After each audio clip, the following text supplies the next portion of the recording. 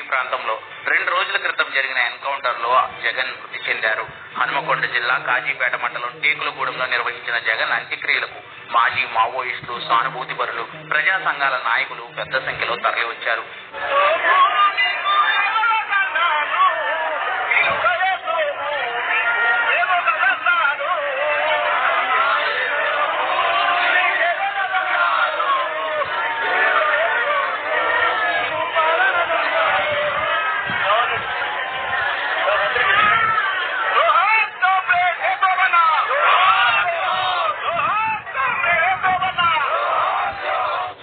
Esebu alias Jagan Maoist party తొలితరం నాయకుడు, కేంద్ర committee సభ్యుడిగా, కేంద్ర మిలిటరీ ఇన్ఛార్జిగా, మహారాష్ట్ర, ఛత్తీస్గఢ్ బోర్డర్ ఇన్ఛార్జిగా ఆయన విధులు నిర్వహించారు.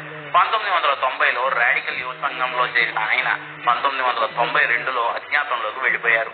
పార్టీలోకి వెళ్లే సమయానికి భార్య, 4 పిల్లలు ఉన్నారు. 1992 నుంచి జగన్ వెనుతిరిగి ఇంటివైపు చూడలేదు. సాధారణ మిలిటెంట్ స్థాయి నుంచి కేంద్ర కమిటీ సభ్యుడి స్థాయికి ఎదిగారు. సిద్ధాంతాలకు కట్టుబడి ఉన్న నేతగా గుర్తింపు పొందారు. ఏసేబు వరంగల్ జిల్లాలో అనేక సంచలన ఎన్కౌంటర్ల నుంచి తప్పించుకున్నారు. చివరకు ఛత్తీస్గఢ్ లో జరిగిన ఎన్కౌంటర్లో మృతి చెందారు. తండ్రి గురించి జగన్ కుమారుడు మహేష్ ఆసక్తికర విషయాలు తెలిపారు. తనకు ఊహ తెలియని వయసులోనే పార్టీలోకి ఆయన వెళ్లిపోయారని, 2004 చర్చల సమయంలో ఏటూరు నాగారం అడవుల్లో కుటుంబం మొత్తం కలిసి కొద్దిసేపు మాట్లాడుకున్నామని తెలిపారు. తన తండ్రిని తండ్రిగానే కాకుండా గొప్ప మావోయిస్ట్ ఉద్యమకారుడిగా భావిస్తానని మహేష్ చెబుతున్నారు. సుమారు 4 దశాబ్దాల పాటు పీడిత ప్రజల వైపున నిలబడి పోరాడి చివరి దశ వరకు అతను నమ్మినటువంటి కమ్యూనిటీ సిద్ధాంతాన్ని, మావో సిద్ధాంతాన్ని ఆచరణలో పెట్టి ఆయన సాయుధ పందాన్ని ఎంచుకొని అదే పంద మీద చివరి దాకా ఉన్నాడు. ఆ పందంలోనే చివరి తుది శ్వాస వచ్చింది.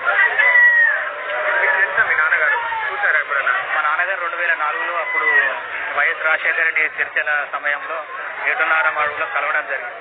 నాకు ఊహ తెలిసినప్పుడు మా తండ్రి గారిని చూసినటువంటి రూపం 2004 తర్వాత మళ్ళీ ఎప్పుడు కలవలేదు, ఎప్పుడు చూడలేదు. ఆయన పత్రికల ద్వారా లేకుంటే బయటికి సరెండర్ అయినటువంటి ఆయన ఉద్యమ సహచరుల ద్వారానే ఆయన యోగక్షేమాలు తీసుకోవడం జరిగింది. నాకు అప్పుడు 2004 నాకు సుమారు 14 సంవత్సరాలు. ఏం మాట్లాడారు, ఎలా ఉన్నారు అడిగారా? అప్పుడు పెద్దగా మా తండ్రి గారితో నేనేం పెద్దగా చర్చించలేదు. కాకపోతే మొట్టమొదటిసారి తండ్రిని చూసిన సంతోషంలో తనతోటి కొంత ఒక 5-6 రోజులు గడపడం జరిగింది. తర్వాత ఆయన వచ్చి వెళ్ళేటప్పుడు మా అమ్మ అప్పుడు మాతో ఉండేది. తను కూడా మా నాన్నగారిని కొంతవరకు బయటకు వస్తే ఎట్లుంటుంది అని చెప్పానంటే నేను రాను, నేను ఏదైనా కూడా ఉద్యమంలో కొనసాగుతా అని చెప్పాను. అంతవరకే ఇక మిగతా మా పెద్ద ఏం సంభాషణ ఏం జరగలేదు. మా అమ్మగారు ఉన్నప్పుడు కొంచెం ప్రయత్నం చేసింది, కానీ ఇక మాకు అవకాశం రాలేదు. ఎన్నడూ కూడా మా తండ్రి గారితో తన లొంగుబాటు విషయాలు కావచ్చు, ఏ విషయాలు కావచ్చు మా తండ్రి గారితో ఎప్పుడు చర్చించలేదు. ఆ సందర్భం అవకాశం మాకు ఎప్పుడు రాలేదు, తను ఇవ్వలేదు.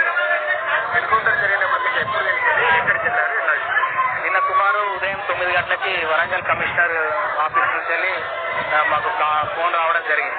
ఇట్లా మీ తండ్రి గారు ఛత్తీస్గఢ్ దంతెవాడ జిల్లాలో మరణించండి అని చెప్పని వాళ్ళు చెప్పిండు. అయితే మా తండ్రి గారి డెడ్ బాడీ నేను ఐడెంటిఫై చేయలేను, లేదా తన రూపం కూడా నాకు పెద్ద తెలియదు కాబట్టి మా అక్కను, మా పెద్ద అక్కను, మా మేనమామను తీసుకొని వెళ్ళడం జరిగింది. మా తండ్రి గారి ఫోటోలు మాకు ఐడెంటిఫై చేసి తండ్రి మా నాన్ననే అని చెప్పని వాళ్ళు నిర్ధారించడంతో మా కుటుంబ సభ్యులం వెళ్ళి దంతెవాడలో మా తండ్రి గారి శవానికి పంచనామా చేసి తీసుకురావడం జరిగింది. అప్పుడు ఎలా ఉంది డెడ్ బాడీ? చాలా భౌతిక గాయం మాత్రం సూట్లతో శిథిలమై ఉన్నదండి. తన ఎడమ కన్ను పూర్తిగా బుల్లెట్ గాయాలతోటి, ఛాతీలో బుల్లెట్ గాయాలతో, సుమారు 5-6 బుల్లెట్ గాయాలతోటి మా తండ్రి మొత్తం రక్త ముద్ద లెక్క ఉన్నాడండి. అది చూసిన